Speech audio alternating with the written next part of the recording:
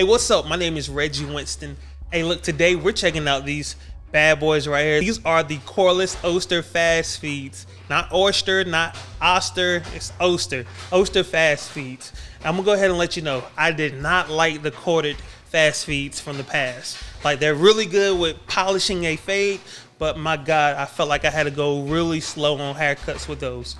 But I got a new feeling about this clipper. How about the cordless one?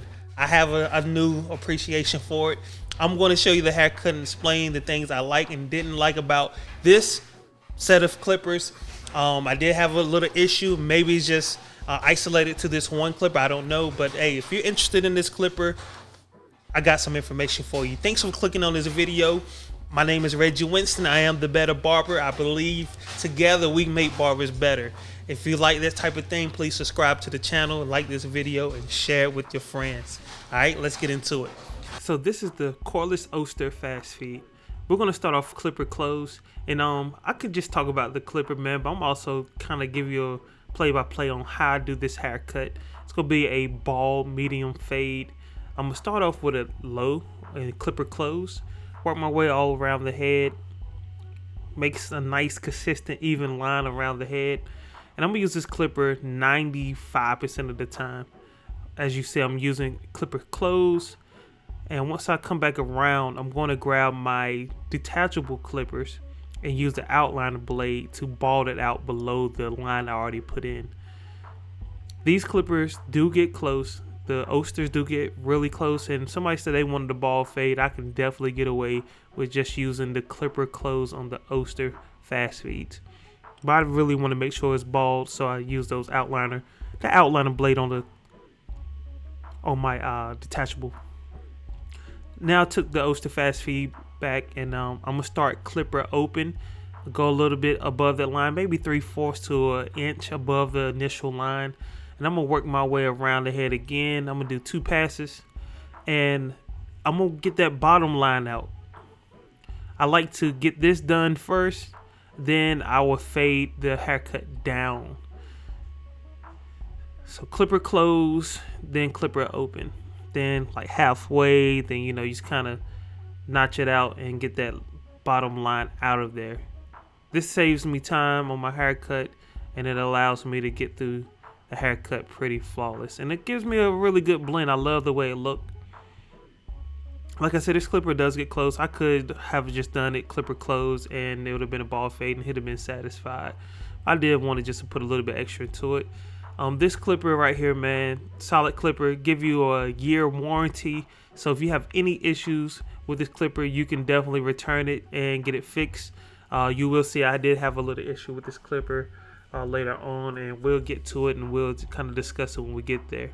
But I'm just kind of two-teething, man. This clipper is really good at fading and blending. It has a lot of teeth on this blade, and those teeth make it for a more precision fade. Let's go ahead and do a little bit on this beard to start the transition for the beard as well. Alright, so I got a guard on it. This is going to be a 1.5 guard, and I'm going to do this thing with the grain. As you see, that hair is falling right off. It's not slowing me down. I can get right through it. I'm going to go all the way around his head with it. Just be mindful of the wave pattern. But this clipper has no issue. The client did shampoo and condition his hair the night before, so I am using these clippers on really clean hair. No need to worry about grease and any residue from products. So I think that really helps it out as well. He don't have really coarse hair, and he don't have a head full of products. So I just flipped that 1.5 over. I'm going around the parietal ridge and just trying to get that fade started on the side of that head, man. And I like to taper down the hairline as well. That way, as it grow back, you won't see a lip on his forehead. So it's gonna be the 1 guard. I'm gonna take this 1 guard, open it up, and go with the grain on the top of that parietal ridge to help get that transition, because you can see where I did at 1.5 at. Work around that whirl area, man, and just continue to fade down. I really like this clipper, man. Give you 120 minutes of run time on a 100-minute charge, It is a lithium ion battery and it is a pivot motor. It cuts from a triple O to a 1 right out of the box. It is a lot easier to zero gap than the original corded version of this clipper. The barber who I'm cutting actually let me use this clipper. This is his clipper. Shout out to Aaron, Sliced by Banks.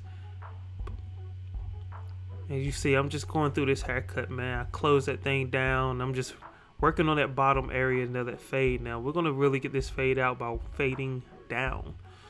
They say this clipper has adaptive speed control where it automatically adjusts to maintain power when cutting through dense hair. I can't tell you that that's true or not, but I will say, like I said, I didn't have any issue getting through this haircut with this clipper. Like in the past, man, with a corded version, I felt like I had to stop a lot and clean off the clipper and re-oil it and everything. It was just too much. Or when it got really thick, dense, kinky hair, I had to cut really slow. I didn't feel like I was doing a good job removing bulk with the corded version of this clipper. But this cordless version, I had no issues getting through this hair. And I can definitely recommend it for all-around haircut. And like I said, I got the guards up there. These are the Andis guards, and this is a zero guard. This, I can use either the double magnetic or the single magnetic. No issues there. I know some people have their preference. Now you see, man, the lever got really loose on me really quick. This is my first haircut with it, and I could tell like that lever is just way too loose. So I had to stop, grab my tool, and go ahead and tighten up the lever on this clipper. That's something I don't want to deal with every haircut, y'all, or every day. So I don't know if this is a common issue, but that's something I definitely wouldn't like to deal with. And that was my biggest gripe with this clipper. And I must say, this video was shot a little while ago, and since this video, the clipper has started acting and sounding weird. It cuts off and it cuts back on, cuts off, cut back on. It's just kind of feeling crazy. I know Ron Barber had an issue with this same clipper, and I think it was a similar situation. And maybe it was the clipper oil or something got onto the motherboard.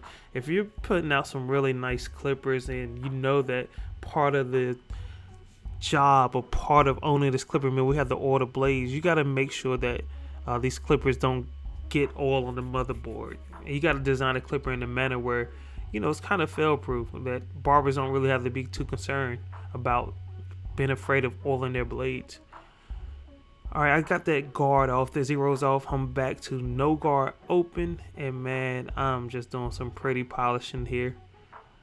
Using the side of that blade, creating W's. I say we create W's because all we do is win. When you're trying to get a fade in there, man, a fade ain't nothing but scattered lines. If you do create W's with the corner of that blade on that fade, I'm telling you, it's going to produce some really nice, flawless blends. Working on this thing really good now. Just like I said, going through polishing. I'm going to come back before we go to the shampoo bowl. I'm going to skim the top of it and get all the things that's sticking up. This clipper does a phenomenal job at this. You can easily see the hair falling off. The blade is at a good angle on the clipper. The clipper feel good in your hand. You don't feel like you're going to slip. You can kind of feel like you just go through this hair and sculpt. I feel like if I had an afro, I could be able to sculpt that as well. I'm going to go ahead and just kind of get a little bit on the side of this head that I seen before we go to the shampoo bowl. You will not see me go to the shampoo bowl. You will see me, though, come back after the shampoo bowl and prep his hair for the final part of this haircut. But it definitely has a ergonomic design. It's definitely good for all day use. You will not get tired of holding this clipper in your hand. It's not too heavy, and it's not too small in the hand. So I'm gonna use some Pump It Up and some liquid razor. I'm using both because I was just about out of that liquid razor, and this is after the shampoo, y'all. So the shampoo has already removed the oil from his scalp, any excess oil, but this liquid razor is definitely going to help drop that hairline. I'm also using some foam wrap on the top of his head to keep the hair laid down. I'm gonna rub it in with my hands, and I'm gonna brush and blow dry it at the same time, trying to push that hair down in the wave pattern that it naturally lays. Like I said, there's clipper, man, I'm really proud of the quality of work it gives, but you know, there's a situation or a problem with the durability of it that I hope gets addressed. And the good thing, like I said, if you got it and you bought it from a reputable source, you do have a year warranty. So within that year, if anything go wrong, man, you reach out to Oster and they will definitely help you replace your tool or fix your tool. Another thing I didn't mention about this clipper is it does come with 4 guards. They're the Oster guards, not the purple guards that you see me use. These Oster guards fit perfectly on the clipper, but just not a fan favorite. I'm not a fan of them. They only fit Oster clippers from my understanding. Also come with a charging cable and a charging dock. I do like the charging dock. I had no issue with feeling uncertain that my clipper was secure. It definitely fits. The clipper definitely fits secure in the charging dock, and it's easy to place in or remove and go to work. Also come with, you know, the standard clipper oil. And the cord for, if you didn't want to use a charging dock, is an 8-foot cord. So that's a plenty long cord. If you're interested in this clipper, definitely check my link in my description. It's on Amazon. They go for like a little over 200, 209 to 225. The last time I checked on Amazon, they are $199. Here I'm going to use my Andis GTX EXO trimmers to trim this hairline up. I like to stand in front of the haircut before I start doing it, because I feel like if you're shooting the free throw, you always want to square up with the free throw to make it easier. So I like to square up, and then also square up behind it. I look at the haircut in the mirror. I look at the hairline, especially in the mirror, because when the customer leaves the shop, they get in their car, they pull their mirror down from the visor, and they looking at the haircut. And I want to see the same thing they seeing. So you'll see me constantly square up with them straight on, and I'll stand behind them like this and just get a good view of what this haircut look like. And I like the pinch and pull method. I get to the hairline and I pinch and I pull. I'm just using the pencil because I want to verify where he want to place him on his line. I do not need the pencil, but when I'm doing someone beard or hairline and I'm not 1,000% sure what they want, I'll go ahead and pull that pencil out. And as you see, I try not to go too heavy with the pencil. He does like the heavy pencil line look, so I'm gonna leave some pencil line on him. But I'm just verifying it. As you see me squaring up and just trying to make sure it's the same on both sides. This is a great way, young barbers, to be specific with your work and verify with the customer that that's where they want their line placed. Because once you start trimming, you can't put it back on. Squaring up with them again, just making sure everything look good. Squaring up from the front, make sure everything look good, getting everything tight. All the lines are gonna be perfect, and my goal is to not having him looking crazy when he leave the barbershop. As you see, I started on the back of the beard, and I started at the bottom of the beard near the neckline. I don't want to bring that in towards the lips too much. I want to keep it far back towards the ear as possible to prevent a lot of grow back. Tapping that top line, pinching and pulling, and just really trying to establish that chalk line. That didn't hurt him there. He just laughed, y'all. He a clown. We like to clown around a little bit. But my trimmers are on point when it comes to trimming. So like I said, man, start at the bottom of that back line of the beard so you don't push it in too much, and just marry it to the top. Here I'm on the top line of that beard, cleaning up some of that chalk line off of it already. I'm gonna follow it up with some enhancement, and this haircut is falling into place. Man, look at that! Look how flawless that fade is right there, man, from that angle. And that's what you want to see when you're doing your fades. That's what the customer want to see.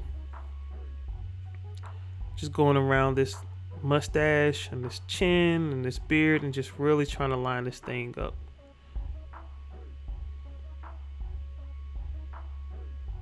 Clean up some excess hair. Good money. Be precise about this, cause hairlines really matter. You can get away with a okay fade as long as your hairline's strong. Here I want to stay right at the Adam's apple. Some clients do bump up easy. He's one of those clients that bump up easy, so it's better to leave most the hair on his face that he can and just trim that thing up at the bottom. And be gentle, be nice. Spray a little enhancement. I already did my airbrush gun. I'm just following it up now with some fibers. I think the fibers give it a nice matte finish and a full look. The air gun definitely sticks and lasts longer. But hit these fibers on it and then follow it up with some Gotta Be Glue holding spray so this haircut can last.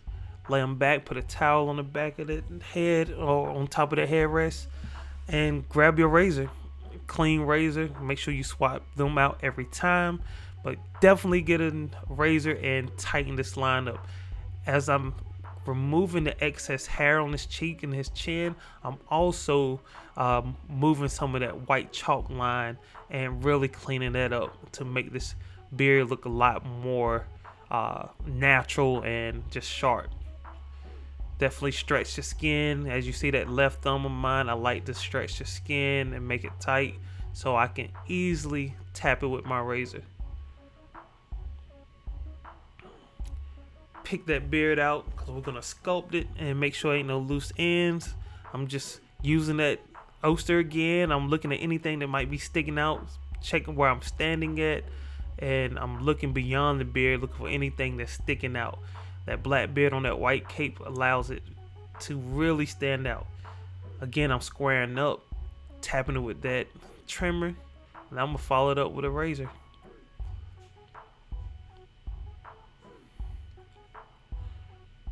Yes, sir. Get that shear work in there. Make sure everything is lovely. And here, man, I use some of the S-Curl Twist and Lock Gel. Man, that stuff works amazing. It really lays the hair down, give it a nice shine. Has some shea butter in it. Great moisture. And the hold on it is magnificent. As you see, man, got this waves looking really, really good.